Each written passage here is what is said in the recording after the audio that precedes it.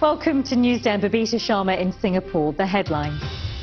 As he prepares to visit the US, President Macron issues a plea to Donald Trump. Don't pull out of the Iran nuclear deal. Let's preserve this framework because it's better than a sort of North Korean type of situation. Grief and rage in the Afghan capital of Kabul as a suicide bomb attack kills at least 57 people.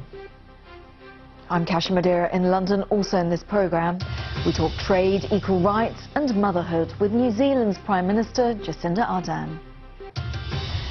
And lucky to be alive, we meet the man who survived snake, bear and now shark attacks. Live from our studios in Singapore and London. This is BBC World News. It's Newsday.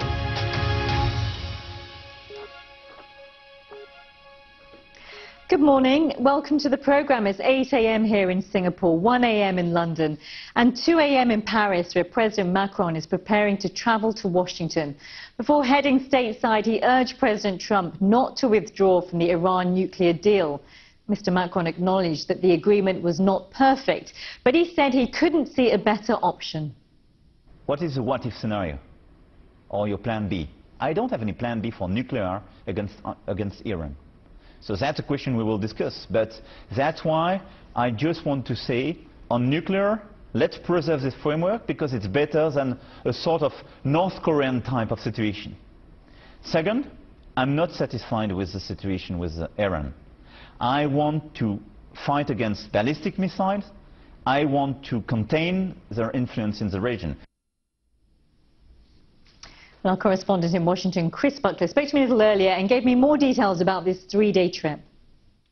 The two men have a very good relationship, a very good personal relationship, and that is recognised internationally.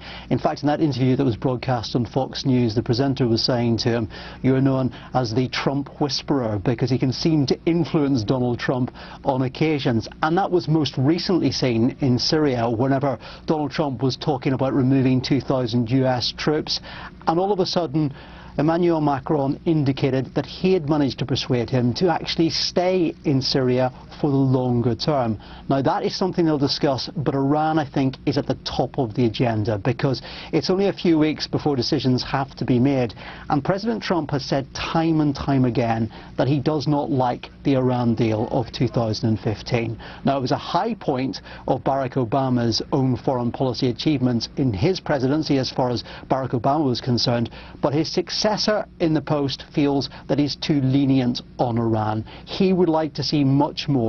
What the deal actually does is it curbs Iran's nuclear program in return for an easing of sanctions. But already with President Trump starting to say that there is the potential of him ripping the deal up and walking away, that Iran itself might respond by pushing that nuclear program and really being more aggressive in what it's doing with it. So all of this does really matter, and President Macron is going to come here to Washington and make that point during this three-day visit.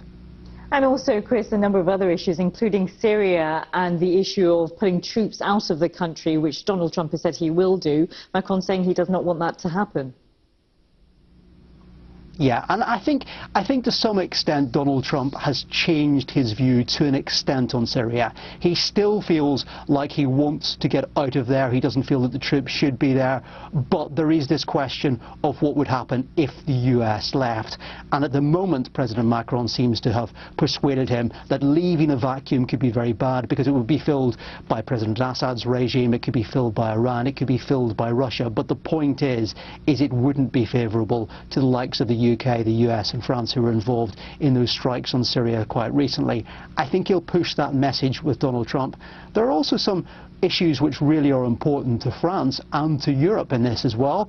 Clearly we have got Donald Trump involved in very aggressive tariffs, pushing those, for example, those tariffs going on steel and aluminium.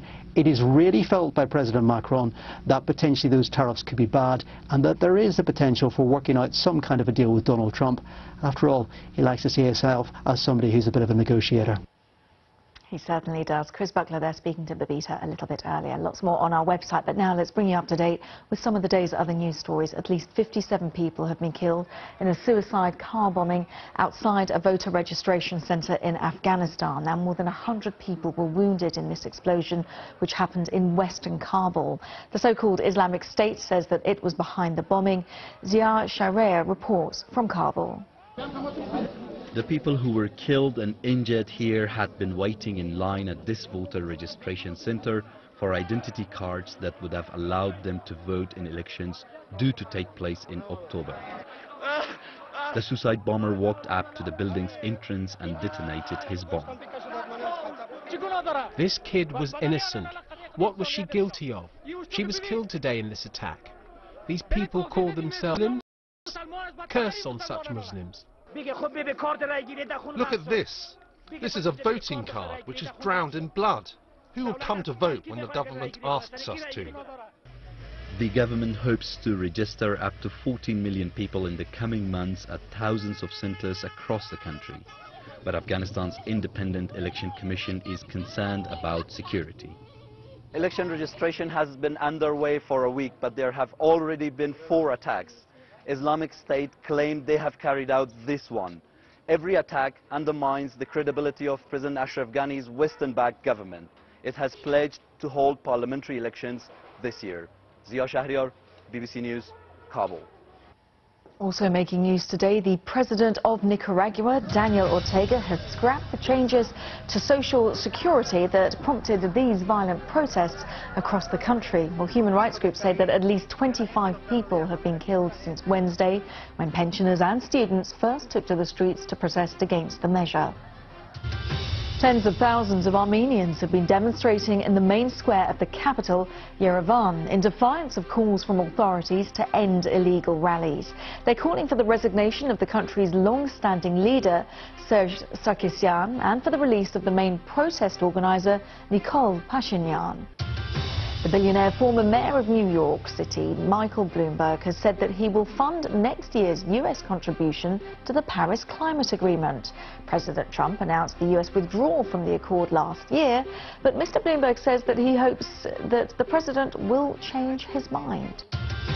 Social media companies in the UK are being threatened with new legislation unless they voluntarily come forward with safeguards to protect children's mental health. Well, the British Health Secretary has written to platforms such as Facebook and Google, accusing them of turning a blind eye to the problems arising from social media use. Now, this is the Chinese city of Bijie, which was deluged after a heavy hailstorm. 57 millimeters of water in just 30 minutes. Now, some parts of the city were left flooded, cars left stranded, and streets impassable. There was lots of traffic disruption and also a fair bit of damage to property. Well, from the rain to the sun, and this was the London Marathon, which was officially the hottest on record. Some runners struggled to cope with temperatures of more than 24 Celsius. More than 40,000 people took part, and they were cheered on by hundreds of thousands of spectators. The organisers have actually admitted that 3 water stations along the route of the run ran out of supplies.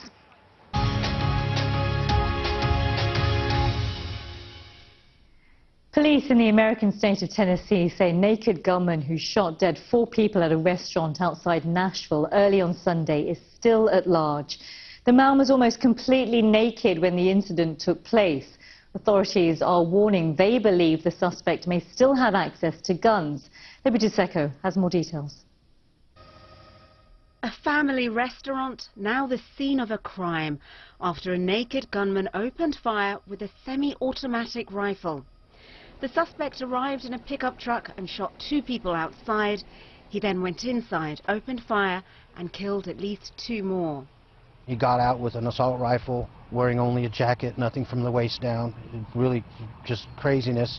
And he shot a customer who was about to go in the door, and then he shot my friend who was trying to get away on the sidewalk. This is the gun the attacker used to kill at least 4 people, only stopping when it was wrestled from him by a customer. I don't want people to think that I was the Terminator or Superman or anybody like that to just It was just, I figured if I was going to die, he was going to have to work for it. A manhunt is now underway after the shooter managed to escape. He took off his jacket as he left the scene and may now be completely nude. Authorities are looking for Travis Reinking. It's thought he may also be armed with 2 more guns. The advice from police as their search continues: keep your doors locked, your eyes open. If you see Reinking or a nude guy walking around, call the police department immediately. Lebu Tiseko, BBC News. And of course, we've got more updates on our website. Now, less than a year ago, Jacinda Ardern was deputy leader of New Zealand's opposition Labour Party, facing an election that they were certain to lose. Today, she's the country's youngest leader. Time magazine included her in the top 100 most influential people on the planet. She's also about to have her first baby. In an exclusive interview with Lucy Hawkins, the Prime Minister talked about the decriminalisation of homosexuality, an issue that was discussed at the recent Commonwealth Summit. It was important to raise the issue of discrimination. And you were able to raise it? Yes, happily. And as I would in any environment, regardless of the position of others, I acknowledge that we are a country that is in a different position than others, but I still see it as our responsibility to promote genuine inclusion and the removal of discrimination. Do you support Charles as being head of the Commonwealth? My view is that it should follow the Crown. And was there agreement amongst the 53 members? Yeah, we absolutely agreed with the resolution that was put around Charles taking over the role as the next head of the Commonwealth, if and when that is required.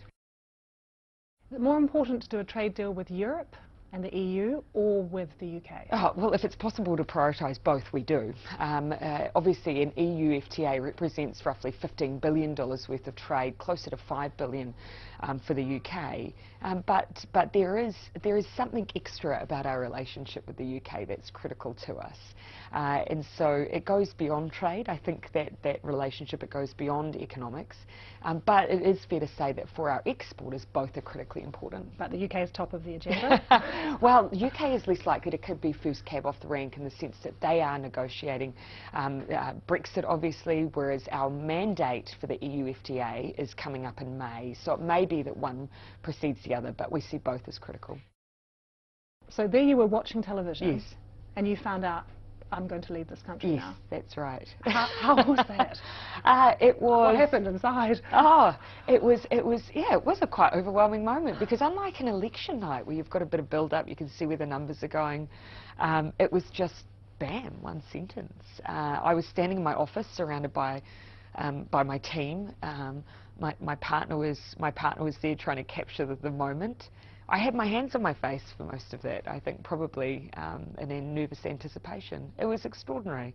But it went straight from there into media stand-up, planning for finalising our negotiations. We literally took 4 days between then and swearing the government in. It was very fast. And so by the time I got home, about 11 o'clock that night, I celebrated with a pot of noodles in my flat. Yeah, so there's been no time for pause. Do you find all these questions about the baby intrusive? They're very personal. No, not at all. You know, when you're only the second person in the world to have a baby in office, of course it's going to be of interest. I don't mind that at all. What I hope is that someday in the future it won't be interesting anymore. Lucy Hawkins there in conversation with New Zealand's Prime Minister Jacinda Ardern. You're watching Newsday on the BBC, still to come on the programme. We fought off a shark, a snake and a bear. We meet a man who is lucky, very lucky, to be alive. Yes, very, very lucky. Also coming up on the programme, an offbeat but tasty treat from Pixar. Meet Bao, the baby dumpling, of course.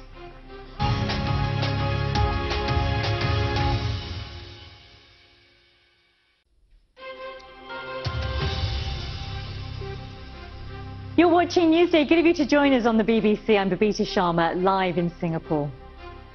And I'm Kasia Madeira, live in London. Our top stories this hour as he prepares to head to... President Macron of France calls on Donald Trump not to scrap the Iran nuclear deal. A suicide attack in an election centre in the Afghan capital of Kabul. 57 people are killed and more than 100 wounded. Let's take a look at the front pages from around the world for you this Monday morning, and we start with the Japan Times, which is leading on the Me Too movement. It's talking about journalists challenging the male-dominated Japanese media industry. It also has this great main picture story. It's featuring the Japanese figure skater Yuzuru Hanyu, who won gold at the Winter Olympics in South Korea. He came back home to Sendai, his hometown, and the article's reporting the crowd here, as you can see, 100,000 came out to welcome him back with the gold medal around his neck there. The South China Morning Post this morning is looking into Hong Kong's graduate program, and it talks about how students from the Chinese mainland, who make up about 90% of those in the scheme, say that living costs, limited job prospects and border tensions are deterring them from staying in the territory. And the Gulf News has more on Sunday's bomb attack in Kabul. It has a lead picture story there featuring a woman grieving outside a hospital in the Afghan capital.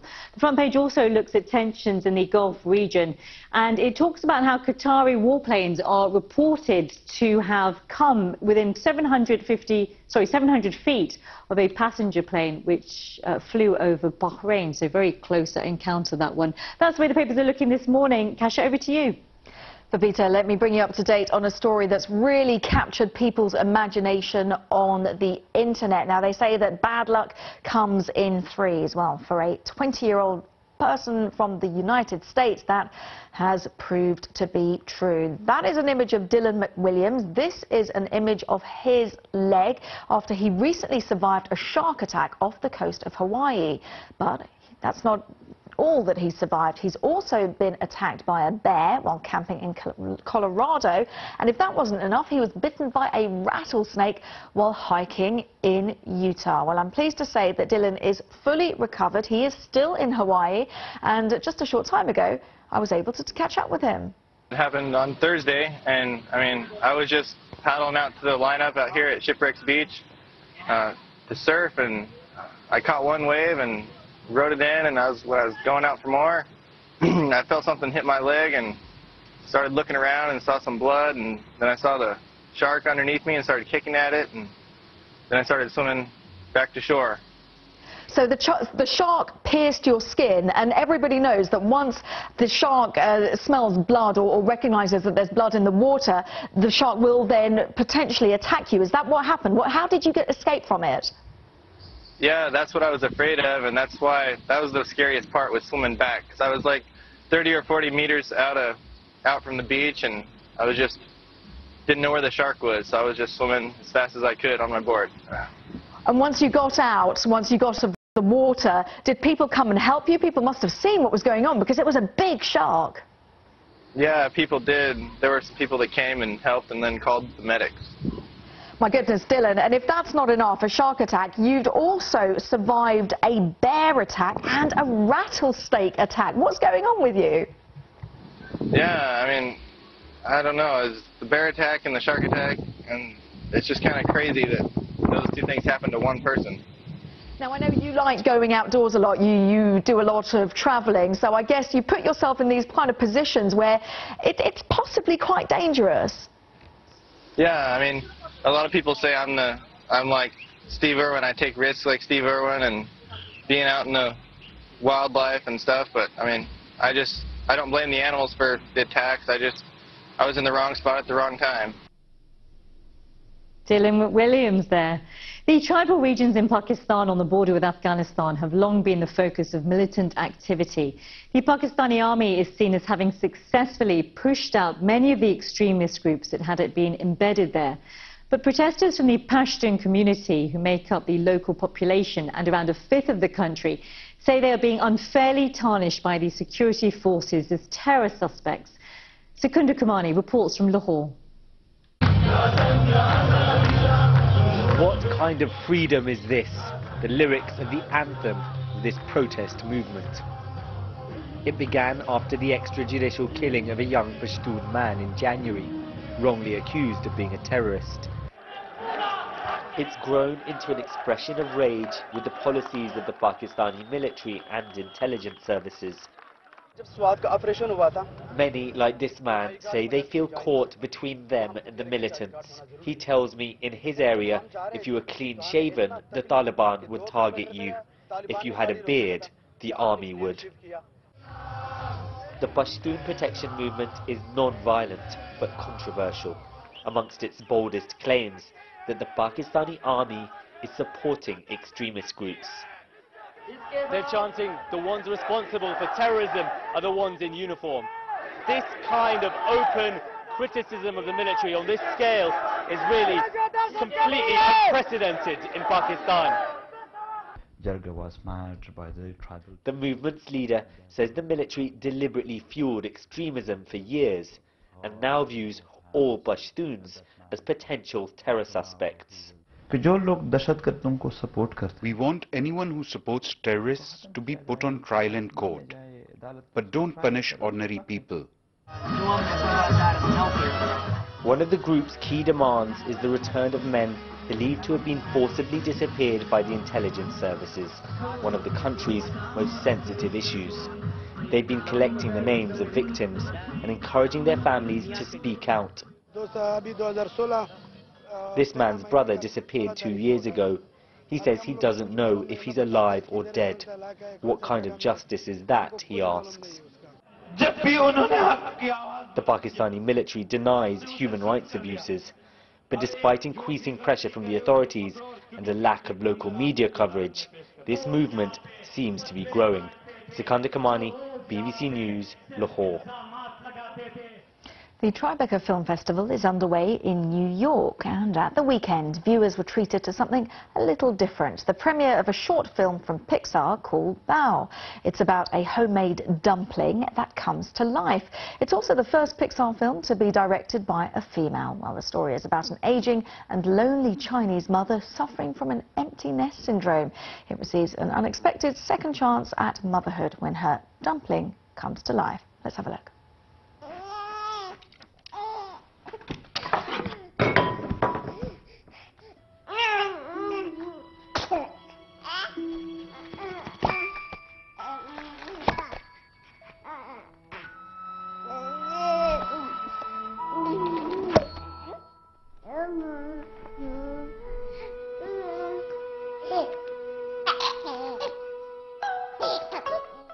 It is a wonderful film. A little earlier I caught up with the film's Chinese-Canadian director, Domee Shi, and she told me about how she came up with the idea for the movie. I can't believe I'm here. It's amazing. And thank you guys so much for watching and liking the short. It's awesome. Tell us how this came about for you and the making of Bao, because I know that you were an intern initially in Pixar. Yes, so I had come up with the idea for Bao about over 4 years ago. I was working as a story artist on the film Inside Out, and I had come up with this idea just to do on the side, just as a side project. So Bao started off as me wanting to make a short film on my own, but I had been pitching it around to my coworkers just to get their feedback on it. I pitched it to Pete Docter to get his take on it, and he ended up liking the film so much, or liking the idea so much, that it encouraged me to pitch it to the studio when they asked me to pitch a couple ideas for Pixar's next official short film. And then Bao got chosen. It got greenlit in 2015, and I couldn't believe it, and that's when it became official, and that's when I really started to just like develop it even more, and the rest is a blur. Domee Shi there. What a fantastic film showcasing at the Tribeca Film Festival. You've been watching Newsday. I'm Babita Sharma here in Singapore. Stay with us. We've got more news on the Indian company that has announced they will cover egg freezing for their female employees who are intent on delaying motherhood. And I'm Kasia Madeira in London, and just before we go, we've got some breaking news coming in from our Seoul correspondent Laura Bicker. She tells us that South Korea has said that it is to stop its propaganda broadcasts at the border with North Korea. Now, the propaganda broadcasts are across the demilitarized zone between the two countries, and that zone is usually filled with the sound of K-pop music or South Korean news broadcasts which echo across the border. So South Korea is to stop that, and North Korea also will do the same.